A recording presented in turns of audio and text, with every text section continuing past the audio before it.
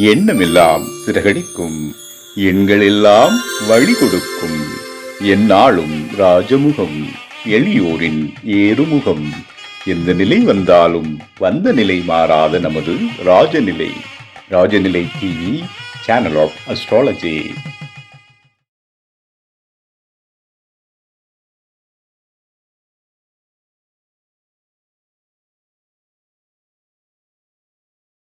வாழ்க வையகம், வாழ்க வையகம், வாழ்க வளமுடன். அம்மா அப்பா பாதம் பணிந்து வணங்குகிறேன். ஜோதிட குருமார்களுக்கும் நவகிரகங்களுக்கும் பஞ்சபூதங்களுக்கும் பிரபஞ்சத்திற்கும் என் அன்பான வணக்கம். கதிரவன் மதியும் அங்காரகன் முந்தியும் கருணை உள்ள சுரதம் குருவும் காரவன் காரியும் ராகுவும் கேதுவும் கருதுமிகு சுகமாக 11ஆம் இடம் வந்து உச்சநிலை என்று பரிவோடு மகிழ்ந்து அருள் செய்யும் அன்றோ. உலகெங்கும் உள்ள ராஜநிலை டிவி ரசிக பெருமக்கள் அனைவருக்கும் உற்சாகமான காலை வணக்கம். இன்று பிறந்த நாள் மற்றும் திருமணநாள் கொண்டாடும் அனைவருக்கும் ராஜநிலை டிவி சார்பாக வாழ்த்துக்களை சொல்வது உங்கள் ராஜநிலை எண்கணித வித்தகர் லால்குடி செந்தில். இன்றைய பஞ்சாங்கம் உத்தராயண காலம், விஸ்வாவசு வருடம், தை மாதம் 4ஆம் தேதி, ஞாயிற்றுக்கிழமை. இன்று 18/1/2026 தை அமாவாசை. ரொம்ப விசேஷமான நாள். நம்ம முன்னோர்களுக்கு பார்த்தீங்கன்னா தவசம் தர்ப்பணம் கொடுக்கக்கூடிய சிறப்பான நாள். ஞாயிற்றுக்கிழமை அன்னைக்கு வந்திருக்கு. பொதுவாக பார்த்தீங்கன்னா ஒருத்தங்க இறக்குறாங்க அப்படின்னா அது எந்த தமிழ் மாதம், அது வளர்பிறையில் என்ன தேதி அல்லது தேய்பிறையில் என்ன தேதியோ அதுதான் நம்ம வருடத்துக்கு கொடுக்கணும். ஓகேங்களா? சில பேர் மறந்துடுவாங்க வேலை நிமித்தமாக. அதனால பொதுவாக அவங்க என்ன பண்ணுவாங்க, தை அமாவாசை கொடுப்பாங்க, ஆடி அமாவாசை, புரட்டாசி மகாலயபட்ச அமாவாசை கொடுக்கறது வழக்கம். ஆனால் இருந்தாலும் நீங்க அந்த இறந்த கரெக்டான தமிழ் மாதம் தேய்பிறை வளர்பிறை தேதியை பார்த்து கொடுக்கறது ரொம்ப சிறப்பு.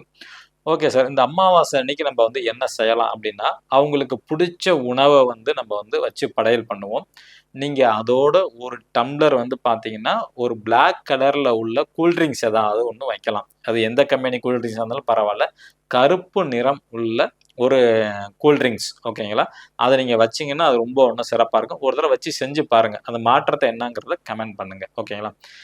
இன்றைய பஞ்சாங்கம் நல்ல நேரம் காலை 7:30 மணி முதல் 8:30 மணி வரை, மாலை 3:30 மணி முதல் 4:30 மணி வரை. கௌரி நல்ல நேரம் காலை 10:30 மணி முதல் 11:30 மணி வரை, மாலை மதியம் 1:30 மணி முதல் 2:30 மணி வரை. ராகு காலம் மாலை 4:30 மணி முதல் 6 மணி வரை. குளிகை நேரம் மதியம் 3 மணி முதல் 4:30 மணி வரை. யமகண்டம் மதியம் 12 மணி முதல் 1:30 மணி வரை.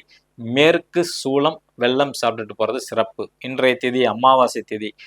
நட்சத்திரம் பூராட நட்சத்திரம் காலை 11:35 வரை, பின்பு உத்திராட நட்சத்திரம். யோகம் அர்ஷனம் நாம யோகம். கர்ணம் சதுஸ்பாதம் மதியம் 1:55 வரை, பின்பு நாகவம். சந்திராசிரமம் ரோகிணி நட்சத்திரம் காலை 11:35 வரை, பின்பு மிருகசீர நட்சத்திரத்திற்கு சந்திராஷ்டமம். கிரக நிலவரங்கள்: மிதுன ராசியில் குரு பகவான், சிம்ம ராசியில் கேது பகவான், மகர ராசியில் சூரிய பகவான், சந்திர பகவான், செவ்வாய் பகவான், புதன் பகவான் மற்றும் சுக்கர பகவான். கும்ப ராசியில் சனி பகவான் மற்றும் ராகு பகவான். நம்ம பார்த்தீங்கன்னா கடந்த டிசம்பர் 1ஆம் தேதியிலிருந்து 2026 ராசி பலன்கள் பார்த்தோம். ஜோதிட குறிப்புங்கிற நிகழ்ச்சியில் நம்ம அதை ஃபுல்லாக பார்த்தோம். ஒவ்வொரு ராசிக்கும் 3 நாளைக்கு நம்ம சொல்லியிருந்தோம். அதுக்கப்புறம் தை மாத பலன்கள் அப்படிங்கிறது 12 ராசிக்குமே பேசியிருக்கிறோம். இன்னைக்கு பார்த்தீங்கன்னா ரொம்ப நாள் நம்மளோட வாடிக்கையாளர்கள் கேட்டிருந்தாங்க, சார் சித்தர்கள் ஒவ்வொரு நட்சத்திரக்காரர்களும் எந்த சித்திர வழிபாடு பண்ணால் அவங்களுக்கு வெற்றி வாய்ப்பு உண்டு, அவங்களுக்கு காரிய சித்தி நடக்கும் அப்படின்னு கேட்டிருந்தாங்க. ஒரு 3 மாசமா நம்மளும் சொல்லலான்னு ட்ரை பண்ணிக்கிட்டே இருந்தது. ஏன்னா அடுத்தடுத்த நிகழ்வுகள் வந்தனால சொல்ல முடியல. இன்னிலிருந்து பார்த்தீங்கன்னா 27 நட்சத்திரக்காரர்களும் வழிபட வேண்டிய சித்தர்கள், அந்த சித்தர்கிட்ட எப்படி போனால் காரியம் வெற்றி அடையும் அப்படிங்கிறத பார்க்க போகிறோம் ஜோதிட குறிப்பில். ஃபர்ஸ்ட் நட்சத்திரம் அஸ்வினி நட்சத்திரம். இந்த அஸ்வினி நட்சத்திரத்தை பிறந்த நபர்கள் பார்த்தீங்கன்னா காலங்கி நாதர் அப்படிங்கிற சித்தரை பிடிச்சிக்கிறது ரொம்ப நல்லது. கஞ்சமலை, திருக்கடையூர், ஓகேங்களா? இந்த 2 இடத்துல இருக்கிற வாய்ப்புகள் உண்டு. சித்தர்கள் நேம் சொல்றேன், நீங்க கூகுளில் சர்ச் பண்ணி எடுத்துக்கலாம், ஓகேங்களா? காலங்கி நாதர். அதுக்கப்புறம் பார்த்தீங்கன்னா சுந்தரநாதர், மதுரையில இருக்கிறாங்க சுந்தரநாதர், ஓகேங்களா? இந்த 2 பேத்துல யாரை வேணாலும் நீங்க பிடிச்சிக்கலாம். ஒரு நட்சத்திரத்துக்கு 2 சித்தர்கள் கொடுக்குறேன். அந்த 2 இதுல உங்களுக்கு யார் பிடிச்சிருக்கோ அதை வழிபாடு பண்ணலாம். எப்படி சார் வழிபாடு பண்ணணும் அப்படின்னு கேட்டுக்கிட்டீங்கன்னா, உங்களுக்கு அரசாங்க வழியில எதுவும் தொந்தரவு இருக்கு அப்படின்னு நீங்க நினைச்சீங்கன்னா அதுல நீங்க வெற்றி அடையணும். இப்போ போலீஸ் ஸ்டேஷன், வம்பு வழக்கு அந்த மாதிரி போயிட்டு இருக்கு. நியாயம் உங்க பக்கம் இருக்கு. ஏன்னா சித்தர்கள்ட்ட போனீங்கன்னா நீங்க நியாயத்தோட இருக்கிறவங்க மட்டும்தான் போகணும். ஓகேங்களா? அதுல கவனமா இருந்துங்க. அப்ப அந்த மாதிரி கொஞ்சம் இருக்குன்னா நீங்க ஞாயிற்றுக்கிழமை அன்னைக்கு போகணும். போய் அங்க வந்து அமைதியா தான் இருக்கணும். எந்த பிரார்த்தனை, அதாவது எனக்கு வந்து நான் ஜெயிக்கணும், அவன் தோக்கணும் அப்படிங்கிற மாதிரிலாம் இருக்கக்கூடாது. நார்மலா போறீங்க. ஆஹ் எந்த ஜீவசமாதி, அப்போ உங்களுக்கு கொடுக்கக்கூடிய ஜீவசமாதிக்கு போறீங்கன்னா அங்க போய் அமைதியா உட்காரணும். அங்கு இருக்கக்கூடிய விபூதியை வந்து ஒரு நல்ல வெள்ளை பேப்பர்ல மடிச்சு கொண்டு வந்து தினைக்கும் பூசிங்க. அவ்வளவுதான். அதாவது அரசு வழியில நன்மை வேணும்னா ஞாயிற்றுக்கிழமை வந்து போயிட்டு வாங்க. ஓகேங்களா? இடம் சார்ந்த பிரச்சனையா இருக்கு, இடம் விற்கணும், ஓகேங்களா, அந்த மாதிரி இருந்தாலும் செவ்வாய்க்கிழமை அன்னைக்கு வந்து போயிட்டு வர்றது ரொம்ப சிறப்பு. திருமணம் நடக்கணும் அப்படின்னா வெள்ளிக்கிழமை அன்னைக்கு போயிட்டு வாங்க. ஓகேங்களா? அதே மாதிரி வீடு கட்டணும் நினைக்கிறவங்க வந்து வெள்ளிக்கிழமை போயிட்டு வரலாம். வேலையில இடைஞ்சலா இருக்கு அப்படின்னா சனிக்கிழமை போயிட்டு வாங்க. இது மாதிரி சில காரகத்துவம் இருக்கு. அது அந்த கிழமையை ஒட்டி போயிட்டு வந்தா ரொம்ப சிறப்பா இருக்கும்.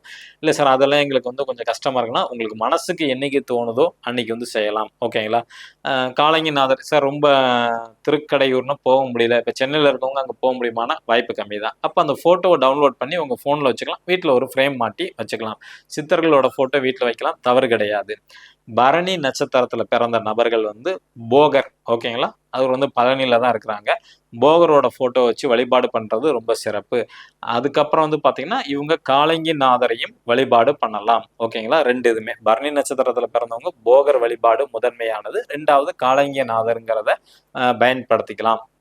பிரார்த்தனைக்கு வந்து நீங்க வந்து பயன்படுத்திக்கலாம். நீங்க போகக்கூடிய பயணங்கள் நல்லா இருக்கணும் அப்படின்னு நினைக்கிறவங்களுக்கு, இடமாற்றம் அல்லது தொழில் நல்லா இருக்கணும் அப்படின்னு நினைக்கிறவங்க சனிக்கிழமை வந்து அந்த பிரார்த்தனையை வந்து வைக்கலாம். ப்ரொமோஷன் வேணும் அப்படின்னு நினைக்கிறவங்க வந்து ஞாயிற்றுக்கிழமை வந்து வச்சுக்கலாம். ஓகேங்களா? அல்லது நீங்க பிறந்த கிழமை அன்னைக்கு போனாலும் ரொம்ப சிறப்பு தான். ஓகேங்களா? போயிட்டு அவங்கள்ட்ட வந்து அமைதியா நீங்க வந்து உட்காந்தாவே போதும். உங்களோட கோரிக்கை எதுவுமே நீங்க வந்து சொல்ல வேண்டாம். ஏன்னா கடவுளா இருக்கட்டும், சித்தர்களா இருக்கட்டும், அவங்களுக்கு வந்து தெரியும் நீங்க ஏன் வந்திருக்கீங்க, எதுக்கு வந்திருக்கீங்கிறது. அவங்க வந்து முற்றும் துணிந்தவங்க. எல்லாத்தையுமே அவங்களுக்கு வந்து பாத்தீங்கன்னா தெரியும். அதனால நம்ம சொல்லி தான் தெரியப்படுத்தணும் கட்டாயம் கிடையாது. அமைதியா நீங்க இருந்துட்டு வந்தாவே போதுமானது. உங்களோட கோரிக்கைகள் வந்து படிப்படியா அவங்க வந்து நிவர்த்தி பண்ணி கொடுப்பாங்க. நேர்ல வரமாட்டாங்க, சூட்சமமாக அதுக்கான சூழ்நிலையை வந்து உங்களுக்கு உருவாக்கி கொடுப்பாங்க. ஓகேங்களா? இன்னைக்கு வந்து மேசராசியில பிறந்த அஸ்வினி நட்சத்திரத்துக்கும் பரணி நட்சத்திரத்துக்கும் சொல்லியிருக்கோம் என்ன வழிபாடு சித்தர்கள் அப்படின்னு எடுத்துக்கிட்டா, அஸ்வினி நட்சத்திரத்துல பிறந்தவங்க காலங்கிநாதர் மற்றும் சுந்தரனார், இந்த ரெண்டுல எது வேணாலும் பண்ணலாம். பரணி நட்சத்திரத்துல பிறந்தவங்க வந்து போகர் சித்தர் அல்லது வந்து காலங்கிநாதரை வந்து வழிபாடு பண்றது ரொம்ப சிறப்பு. இன்னைக்குதான் நம்மளோட வீடியோ பாக்குறீங்க அப்படின்னா இந்த மாதிரி ஒரு பர்மனன்ட் மார்க்கர் வந்து வாங்கிக்கிங்க. இந்த மார்க்கரை பயன்படுத்தி நம்ம ராஜநிலையோட எண்ணை வந்து மணிக்கட்டில் எழுதுங்க. ஓகேங்களா? மணிக்கட்டில் எழுதிட்டு வரும்போது உங்களுக்கு நிச்சயமாக வெற்றி வாய்ப்பு கொடுக்கும். எழுதும் போது உங்களோட கோரிக்கையை நீங்க வந்து வைக்கணும். அதுதான் ரொம்ப முக்கியமானது. அதுவும் பாசிட்டிவா தான் வைக்கணும். ஓகேங்களா? மேசராசி நண்பர்கள் பயன்படுத்த வேண்டிய ராஜநிலையின் அதிர்ஷ்ட எண் 42. ரிஷபராசி நண்பர்கள் என்று பயன்படுத்த வேண்டிய ராஜநிலையின் அதிர்ஷ்ட எண் 45. மிதுன ராசி நண்பர்கள் என்று பயன்படுத்த வேண்டிய ராஜநிலையின் அதிர்ஷ்ட எண் 72. கடகராசி நண்பர்கள் என்று பயன்படுத்த வேண்டிய ராஜநிலையின் அதிர்ஷ்ட எண் 41. சிம்ம ராசி நண்பர்கள் என்று பயன்படுத்த வேண்டிய ராஜநிலையின் அதிர்ஷ்ட எண் 79. கன்னி ராசி நண்பர்கள் பயன்படுத்த வேண்டிய ராஜநிலையின் அதிர்ஷ்ட எண் 92. துலாம் ராசி நண்பர்கள் பயன்படுத்த வேண்டிய ராஜநிலையின் அதிர்ஷ்ட எண் 93. விருச்சிக ராசி நண்பர்கள் பயன்படுத்த வேண்டிய ராஜநிலையின் அதிர்ஷ்ட எண் 89. தனுசு ராசி நண்பர்கள் பயன்படுத்த வேண்டிய ராஜநிலையின் அதிர்ஷ்ட எண் 06. மகர ராசி நண்பர்கள் பயன்படுத்த வேண்டிய ராஜநிலையின் அதிர்ஷ்ட எண் 20. கும்பராசி நண்பர்கள் பயன்படுத்த வேண்டிய ராஜநிலையின் அதிர்ஷ்ட எண் 04. மீனராசி நண்பர்கள் பயன்படுத்த வேண்டிய ராஜநிலையின் அதிர்ஷ்ட எண் 26. உங்களோட கோரிக்கையை வந்து நினைச்சுக்கிட்டு மணிக்கட்டில் எழுதுங்க. நிச்சயமாக இந்த நாள் இனிய நாளாக அமையும். அடையேனும் பிரபஞ்சத்திடம் பிரார்த்தனை செய்து கொண்டு உங்களிடமிருந்து விடை பெற்றுக் கொள்வது உங்கள் ராஜநிலை எண்கணித வித்தகர் லால்குடி செந்தில். நன்றி, வணக்கம், வாழ்க வளத்துடன்.